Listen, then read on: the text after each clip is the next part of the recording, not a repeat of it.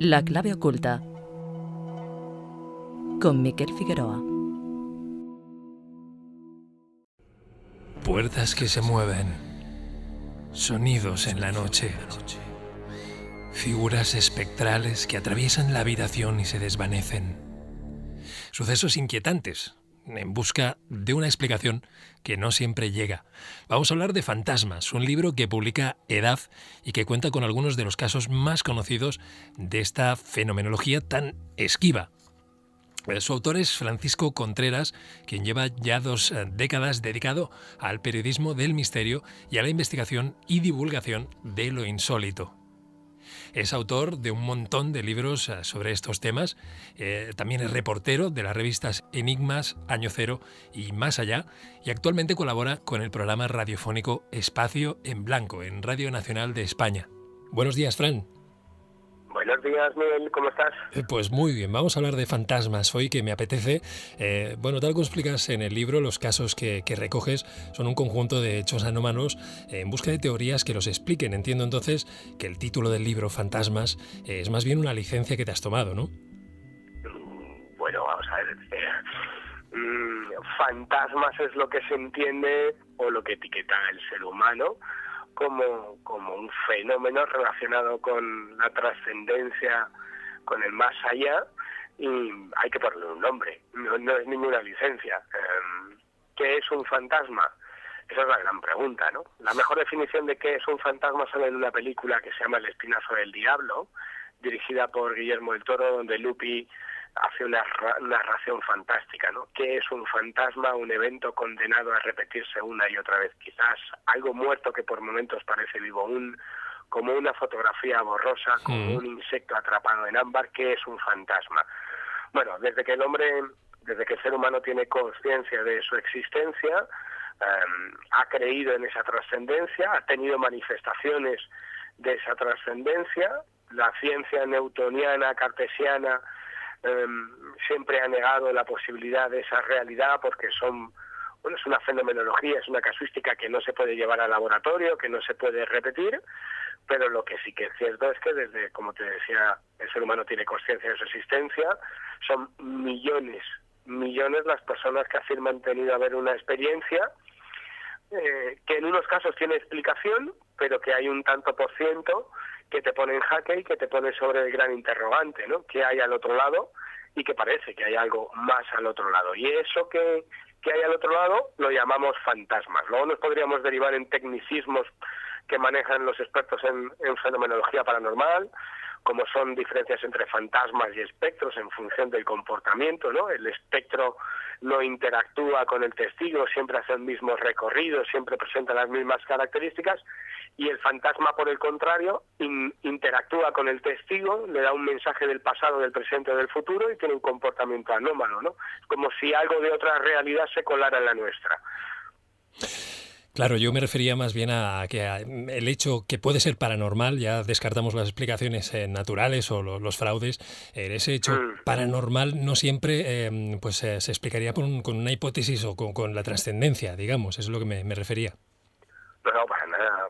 Mira, vamos a ver, si tuviéramos que hacer una estadística, te diría que el 80% de los casos relacionados con casas encantadas y fantasmas, Miguel, tienen una explicación, ¿no?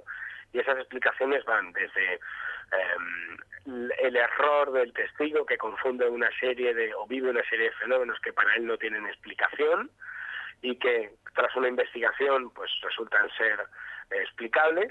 Habría otro tanto por ciento de casos en los que cobra notoriedad el fraude, la falsedad, y ahí habría diferentes aspectos, desde el económico hasta el publicitario, hasta el egocéntrico, si me permites, el protagonista, pero luego habría otra serie de casos para los cuales no hay explicación, ¿no?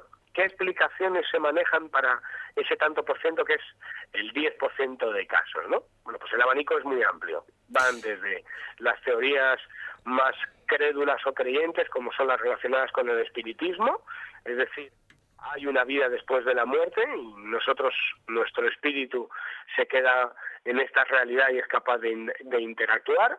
En otros casos podríamos hablar de que muchos de esos fenómenos podrían ser producidos por el inconsciente de nuestra mente, la capacidad psi que Joseph Ryan avaló en los años 60 en la Universidad de Duke, que vendrían a estar relacionados con los poltergeists.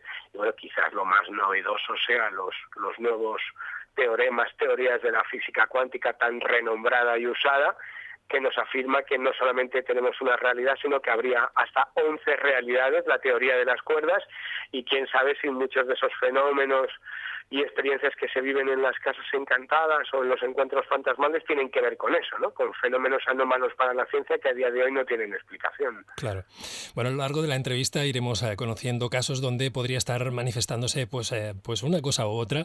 Vamos a hablar del vuelo 401 de la aerolínea estadounidense Eastern, a ver si lo digo bien, Eastern Airlines, que se estrelló en los Everglades de Florida durante la noche del 29 de diciembre de 1972, causando la muerte, tengo entendido, a 103 personas.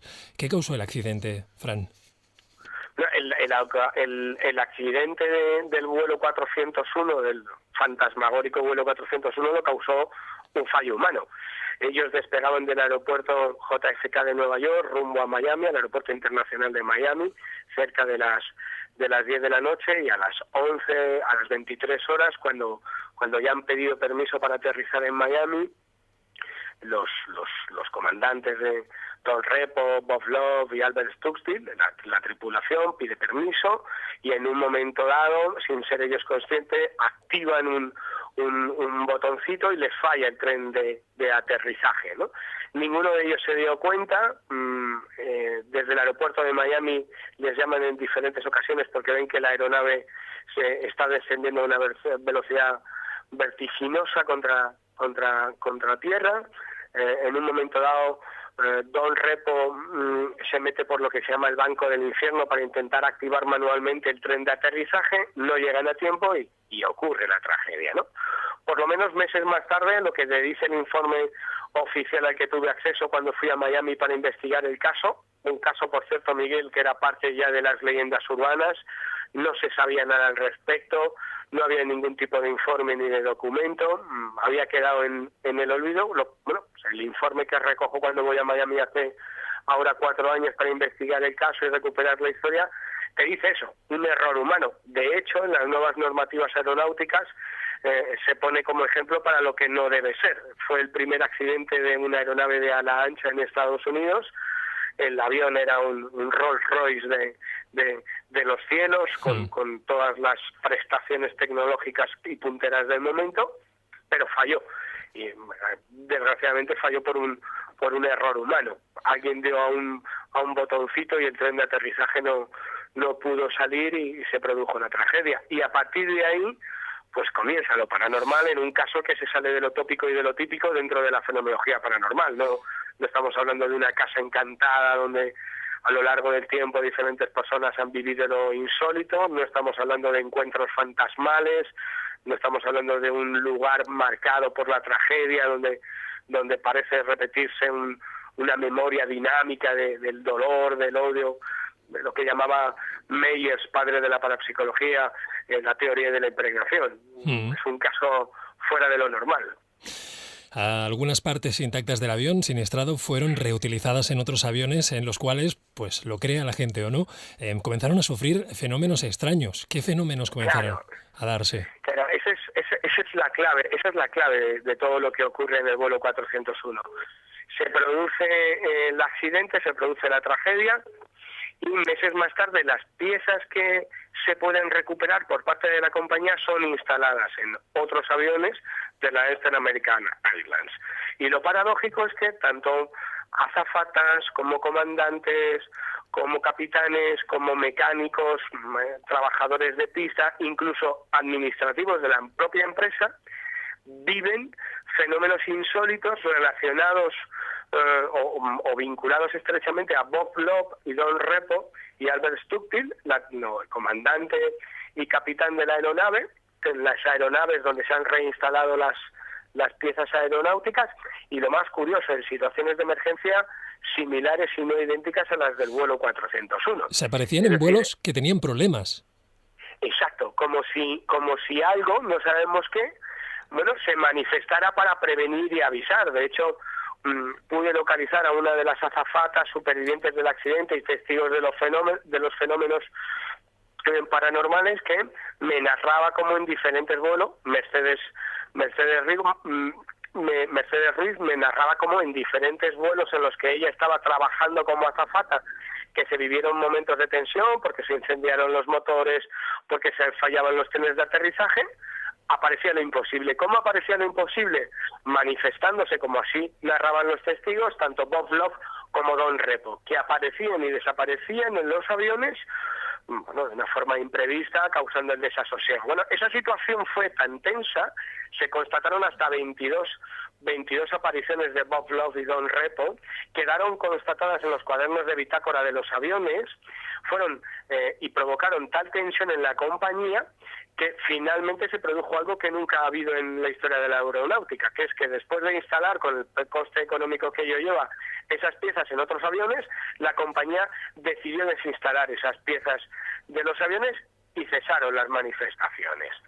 Ni más ni menos.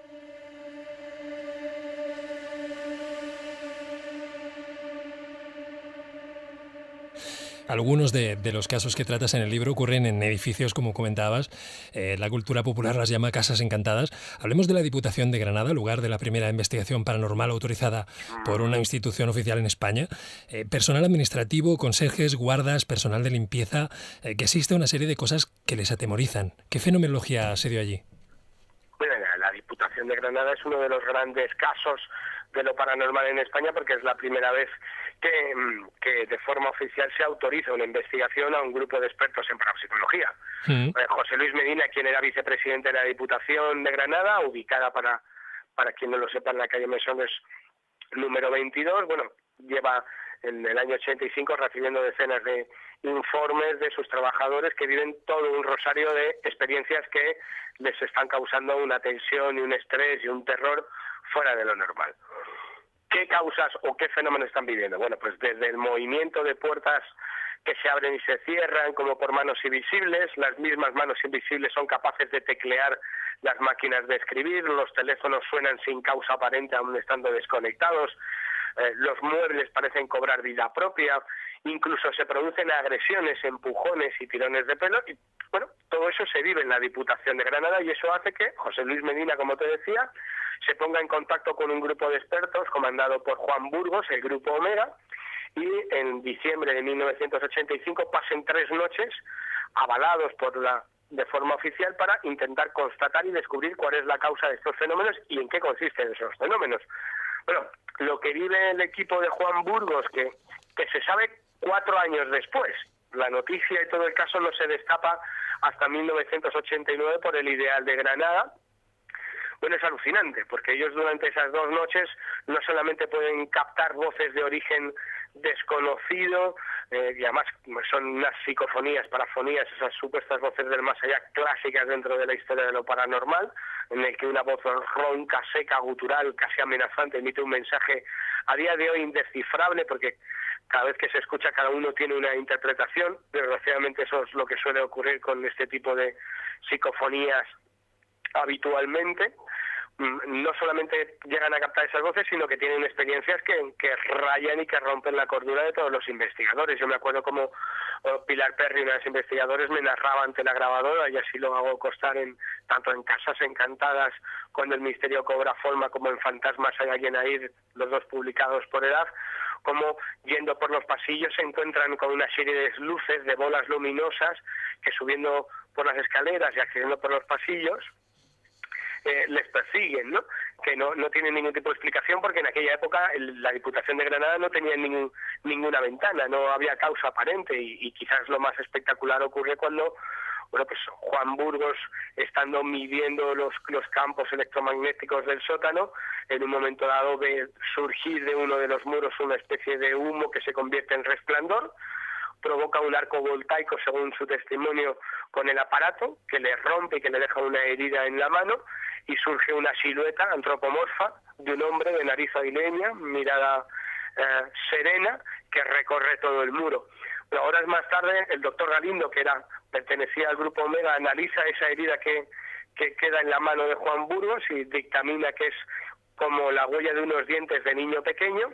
Y lo más sobrecogedor en esta historia es que años después, cuando se saca a la luz, como te comentaba antes, en el Ideal de Granada, Andrés Soria, que era el dibujante del periódico, hace un retrato robot de lo que vio Juan Burgos, se publica y en el periódico empiezan a recibir decenas y decenas de cartas identificando a ese fantasma que vio Juan Burgos en la Diputación de Granada y que podría ser el origen de todos los fenómenos.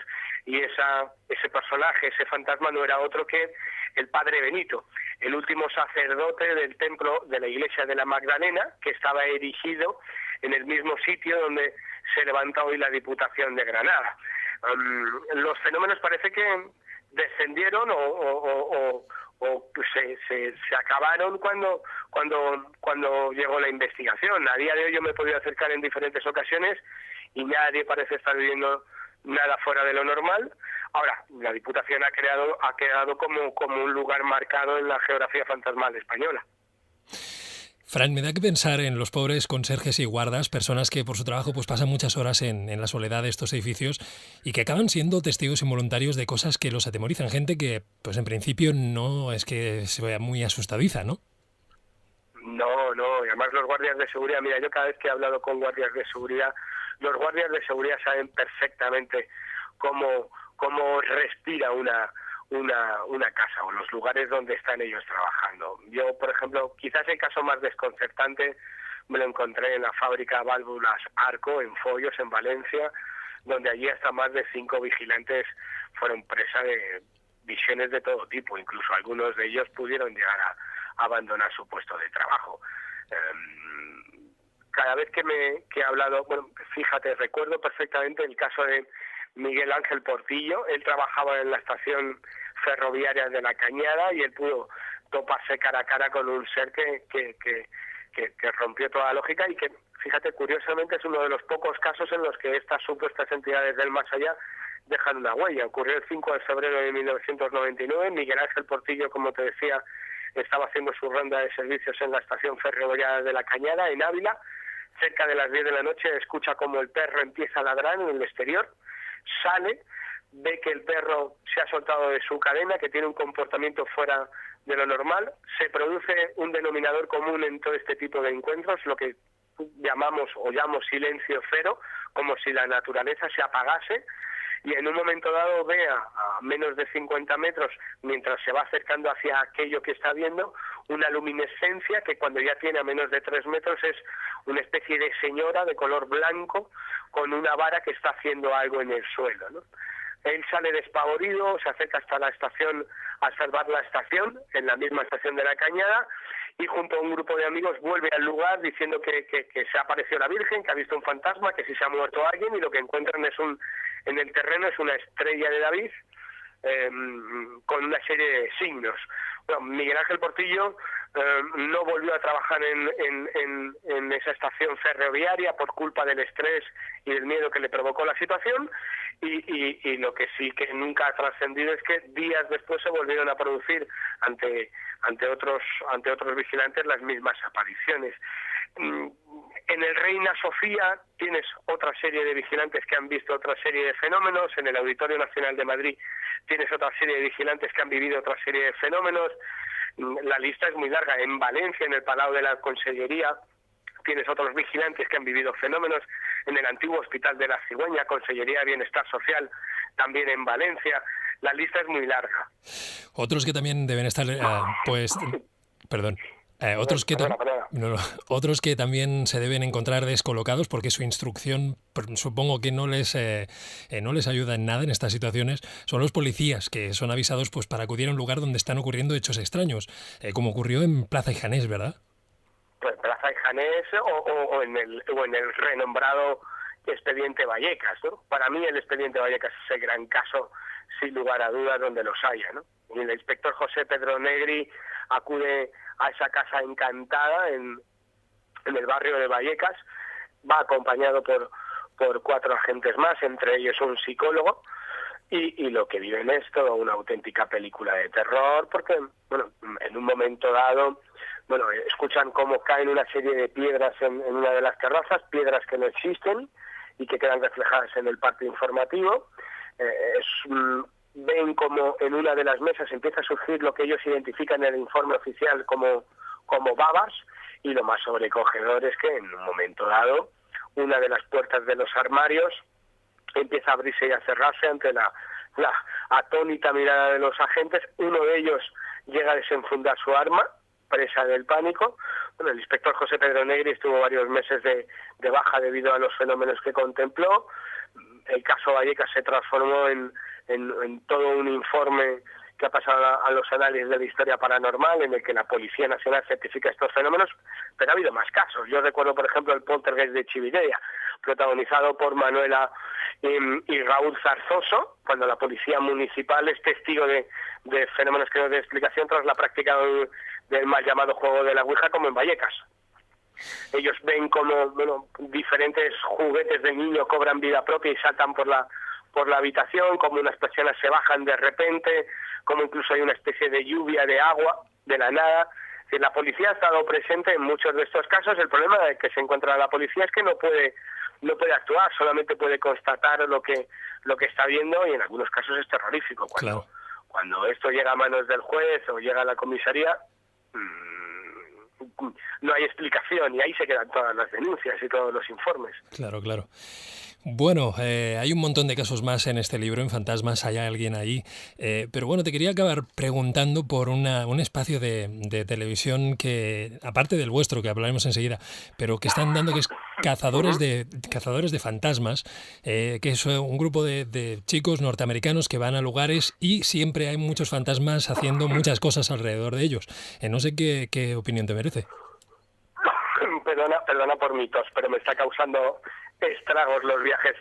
Mira, lo he visto alguna vez, pero yo me preocupo más por el programa que empiezo junto con Lorenzo Fernández la semana que viene en Telemadrid, que se llama Rastreadores de Misterios, en el que vamos a desarrollar un trabajo reporteril que llevamos haciendo desde hace 4 meses, viajando por toda España. Llevamos más de 100 entrevistas, hemos recorrido más de 30.000 kilómetros, y en el que vamos a abordar 24 reportajes relacionados con todo el heterodoxo, incluidos los fantasmas y las casas encantadas. Bueno, mi opinión personal sobre ese programa, es televisión. En la televisión siempre tiene que jugar con el espectáculo y la información. Eso es lo que veo en ellos. Es audiovisualmente, pues es fantástico, tienen todos los medios y causa una intriga y una curiosidad en el espectador. Si tú lo que buscas es respuestas, nunca las vas a encontrar, porque desgraciadamente el problema de las casas encantadas es que cuando tú vas al lugar de los hechos ya ha pasado todo, y en muy raras ocasiones te encuentras cara a cara con lo imposible. A mí en 20 años me ha ocurrido 5 veces. No es tan fácil cazar fantasmas. No soy quien para juzgar ni voy a juzgar, por eso te digo que lo único que me preocupa es, en este caso televisivamente hablando, pues la nueva aventura que empezamos el día 13, jueves, en Telemadrid, Rastreadores de Misterios.